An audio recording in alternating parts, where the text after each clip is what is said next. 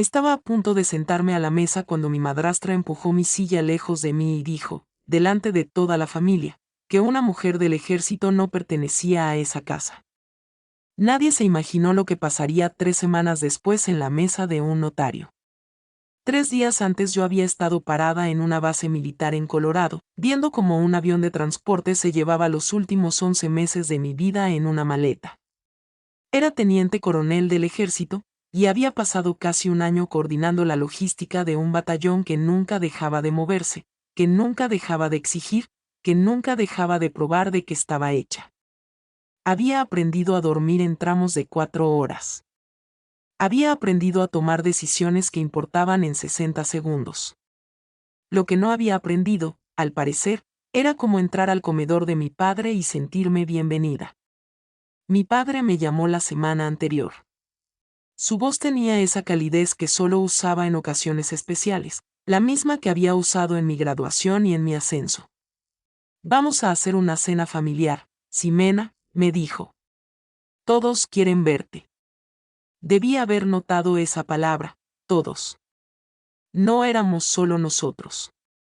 Ahora todos incluía a Alejandra, su esposa desde hacía 6 años, y a Rodrigo, el hijo de ella, un joven de 26 años que nunca había durado más de 8 meses en un trabajo y que se llamaba a sí mismo emprendedor como quien evita decir la palabra desempleado.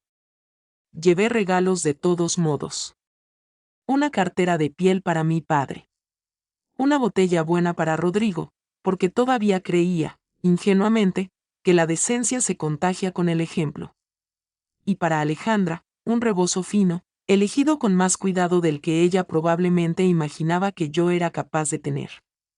La casa se veía igual que siempre, fachada color arena, la lámpara del porche que mi madre había elegido antes de morir, el árbol de mango que yo trepaba de niña hasta que mi padre me dijo que las niñas no debían subirse a los árboles. Mi madre llevaba 11 años muerta, y ese dolor ya se había vuelto algo parecido al clima, un frente que pasa ciertos días y luego se retira. Alejandra abrió la puerta con una sonrisa que no le llegaba a los ojos. Rodrigo estaba en la sala, los pies sobre la mesa, el celular ya en la mano, aunque todavía no pasaba nada. Ese detalle solo cobraría sentido después. La cena olía como siempre olía en esa casa en ocasiones especiales. Alejandra habló casi toda la cena sobre la gente que construye cosas con sus propias manos, en lugar de jugar al soldado por un sueldo y una pensión. Lo dijo mirando un punto justo detrás de mi hombro, nunca a mí directamente. Mi padre no dijo nada. Rodrigo sonreía dentro de su vaso de agua. Y entonces llegó el momento de sentarnos. Jalé mi silla, la que siempre había sido mía, del lado de la vajilla de mi madre, y la mano de Alejandra la empujó 2 metros hacia la izquierda con tanta fuerza que rechinó contra el piso como un grito pequeño. Una mujer del ejército no pertenece a esta familia, dijo, lo suficientemente fuerte para que todos la oyeran, lo suficientemente fuerte para que no quedara duda de que no era broma. El silencio fue total. El tenedor de mi padre se quedó a medio camino. Rodrigo levantó el celular y empezó a grabar, sonriendo como quien acaba de recibir el mejor regalo de cumpleaños de su vida. Miré a mi padre. Él miró su plato. Recogí mis regalos, los dejé con calma sobre el aparador, y me quedé un momento sintiendo como 11 meses de disciplina militar se me acomodaban en la espalda como una armadura. Sonreí. No la sonrisa tensa que se espera de una mujer humillada, sino algo más tranquilo, algo que inquietó a Alejandra mucho más de lo que unas lágrimas lo habrían hecho. Acabas de cometer el peor error de tu vida, dije, y salí a la noche fría de octubre sin levantar la voz ni una sola vez. Lo que Alejandra no sabía, lo que casi nadie sabía, era que yo no era solo una soldado que había abandonado una carrera normal para vergüenza de la esposa de mi padre. Mi madre, antes de morir, había construido algo. Había sido más lista con el dinero de lo que nadie imaginaba, porque usaba suéteres tejidos y horneaba pan y nunca alzaba la voz en una discusión. Había dejado inversiones protegidas dentro de un fideicomiso con condiciones que ella misma redactó. Y el control de ese fideicomiso había quedado, en parte, en mis manos. Nunca le conté a mi padre los detalles. Vi que se volvió a casar 2 años después de la muerte de mi madre, y entendí, de esa forma silenciosa en que los hijos entienden a sus padres sin que se los digan, que él necesitaba una versión de la historia donde nada del primer matrimonio siguiera teniendo peso en su vida. Se lo dejé creer.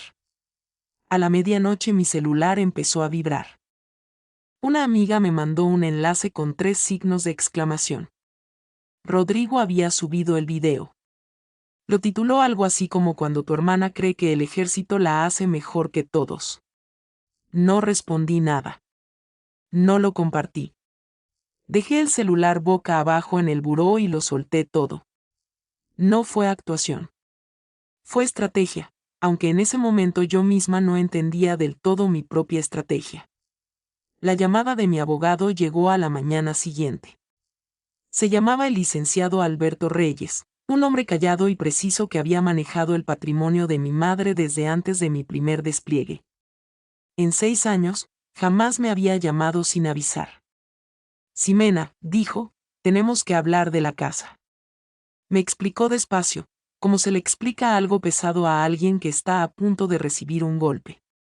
La casa donde vivía mi padre, la casa donde crecí, estaba dentro de un fideicomiso que mi madre había armado años antes de morir, pensado para proteger la propiedad de deudas, de un segundo matrimonio, de decisiones tomadas en medio del duelo. Mi padre tenía derecho a vivir ahí de por vida, pero no tenía derecho a venderla. Cualquier venta necesitaba la firma del cofiduciario. La mía. Ximena, dijo el licenciado, eligiendo cada palabra con cuidado, alguien ya inició el trámite de venta. Nos vimos 2 días después en su oficina. Alejandra llevaba casi un año empujando a mi padre a vender, disfrazándolo siempre de sentido práctico. La casa era muy grande para 2 personas, los impuestos subían. Lo que nunca le dijo era a dónde iría realmente el dinero. Rodrigo estaba desarrollando un negocio de muebles importados que, hasta donde se pudo comprobar, existía solo como una página de internet y un sueño. Necesitaba capital. Su madre planeaba dárselo con un pedazo de la casa de mi padre. La venta es nula sin mi firma, dije. No era una pregunta. Completamente nula, confirmó el licenciado. Entonces no la voy a detener, dije. Quiero dejar que llegue hasta la mesa del notario. Quiero que crean que ya está hecho antes de que alguien les diga lo contrario. Esperé 3 semanas en un silencio extraño y vigilante. Mientras tanto, el licenciado Reyes descubrió algo peor, un supuesto documento antiguo, una firma de mi madre autorizando a mi padre a vender sin necesidad de mi consentimiento. La presión del trazo estaba mal, la firma demasiado controlada, demasiado deliberada, del tipo que se practica en privado y no se firma con la prisa de la vida real. Un perito confirmó lo que ya sospechábamos, era falsa.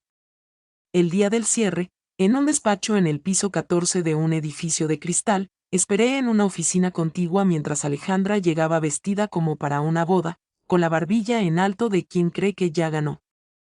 Rodrigo llegó grabando para sus seguidores. Estamos aquí, cerrando la venta de la casa hoy, gran día para la familia, decía a la cámara. No tenía idea de cuánta razón tenía esa frase. Mi padre llegó al final, callado, sin sospechar nada. El notario revisó los papeles y se detuvo. Falta la firma de un cofiduciario, dijo. Alejandra intentó minimizarlo. Y entonces entré por esa puerta, tranquila, sin prisa. Esa sería yo, dije.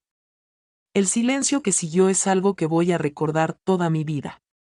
El celular de Rodrigo, todavía transmitiendo en vivo, capturó cada segundo de lo que vino después. El color desapareciendo de la cara de Alejandra. Mi padre volteando hacia mí con una mezcla de shock y algo parecido al alivio.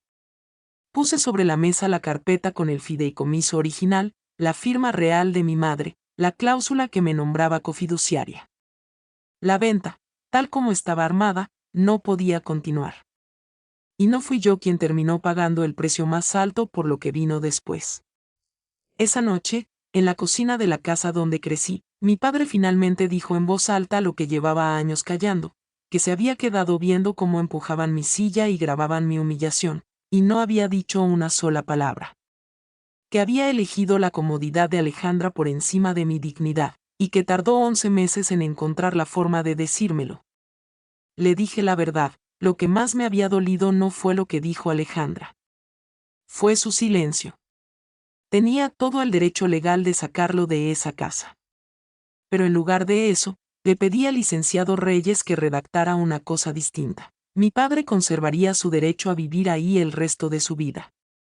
Y cuando ya no estuviera, la casa se vendería para crear una beca para hijos de militares caídos en cumplimiento del deber. Rodrigo vino a verme un mes después, más delgado, más callado. Se disculpó sin pedir nada a cambio, y le creí. Le dije que lo perdonaba, pero que perdonar y volver a confiar eran cosas distintas.